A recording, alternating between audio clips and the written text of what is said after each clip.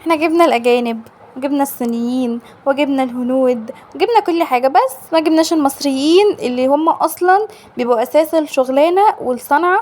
والنهاردة انا مش جايب حد غريب، ده اخويا شغال خراط معادن في شركة، فانا هوريكم النهارده هو بيعمل ايه. وهو صور الفيديو ده وقال لي نزليه، فانا مش هزعله وهنزل الفيديو ده. وهو دلوقتي هشرح لكم كل حاجة. قبل اي حاجة بس ما تنسوش تعملوا اشتراك في القناة وتفعلوا الجرس وتعملوا لايك للفيديو ده، وتقولوا لي انتوا بتتابعوني منين، احب اعرف انتوا منين. وكمان هتلاقوا الفيديو ده كمان على القناه. ولو عجبكم شغله، ولو انتوا عارفين شركه كويسه محتاجه خراط معادن كويس شاطر زيه كده، اكتبوا لي في الكومنتات طبعا، يعني نساعد بعضينا كده. يلا يا كريم قول لنا بقى بتعمل ايه. اخواتي وحبايب قلبي، الاول بس اتكلم عليهم. سلمنا عليهم. يلا بقى آه نشوف بنعمل ايه. دلوقتي انا خراط. تمام. ودلوقتي مبدئيا انا بقلب اللون بتاعت الظرف. اللقم ده اسمها اسمه ظرف مخرطة. الظرف انهي؟ ده اللي انا عمال الف فيه، ده اسمه ظرف. امم فانا كان في لوم، فلوم عدلة غيرتها وركبت اللوم المقلوب. انت بتوسع يعني البتاع دي دي عشان تحط بتحل وبتربط. فبربط انا بمسك الخشبة امم عشان وانا شغال مطرش. امم دي اسمها ظرف ولوم. فانا دلوقتي بربط دي اسمها شقة، دي انا بربطها في الظرف بتاعي. تمام. وبدور وكده وبشوفها عدلة ولا مش عدلة. بعيدة معايا على الظرف كويس عشان هخليها عدلة معايا. امم فأول لما بخليها عدلة، ففي شغلانة أنا بعملها. الشقة دي أنا عاملها ليها صينية بتاعت خشب. الصينية دي بتقطع الخشب. اللي هي بتقطع الخشب يا جماعه، اللي اه بتبقى عند النجار اللي دي. بتبقى النجار، هي المدورة اللي أنا حطيتها وبدق عليها دي اسمها صينية فدية. امم الفدية ده بيركب، الصينية دي بتركب في قلب ديسك بتاع امم خشب.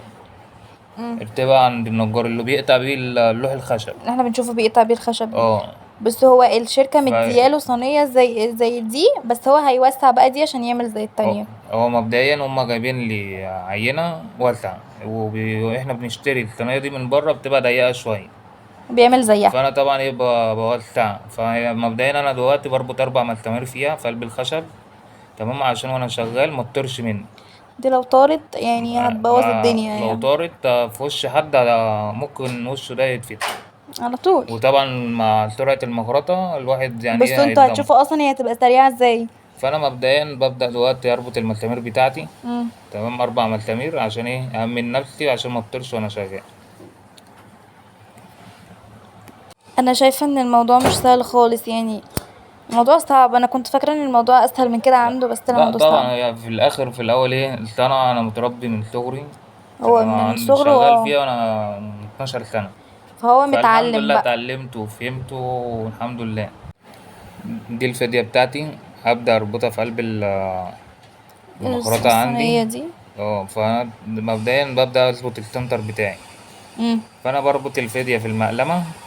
تمام، وبظبط السنتر بتاعي. لقيته معايا مظبوط في النص. بربط بقى لما حضراتكوا شايفين بربط أنا بشد على المسامير.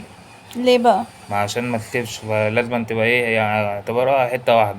الموضوع صعب قوي. فبقيت طبعا العينة. تمام، بقيتها من جوه لقيتها ب32 مللي. مم. والتانية بتبقى جاية لي مثلا 20 مللي. فأنا بوسع 12 مللي، يعني سنتي و2 مللي. مم. فطبعا مبدئيا بقيت ايه العينة. البتاع اللي انت ماسكه ده؟ ده اسمه بوكليس. بوكليس. اه الحاجات الصعبة دي.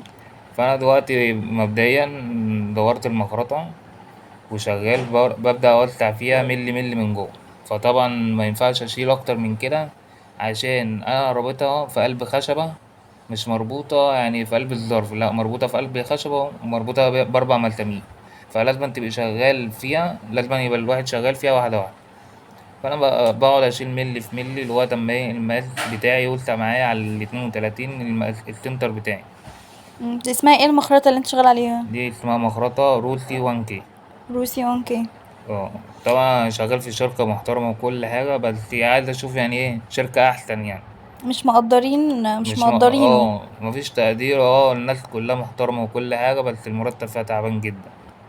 يعني الواحد عنده 28 سنة وشغال فيها من 12 سنة، يعني الواحد تعبان من صغره يعني. هو اتعلم الصنعة من صغره، فهو بقى ايه عايز يشوف شركة تقدر بقى صنعته وتقدر اللي هو اتعلمه كده، يعني انتوا اكيد فاهميني يعني. بتعمل ايه بقى؟ دي كده طبعا وسعت ولا لسه؟ هي دلوقتي بتوسع معايا. فانا باقعد كل شوية أعيد عشان إيه ما تولتعش عن المقاس بتاعي الأصلي. لو ولتعت هتترمي وهي أصلا لسه جديدة، فهي ما هو بيبقوا تنفعش توسع. مديونكوا واحدة بس ولا كذا واحدة؟ مدينا 2.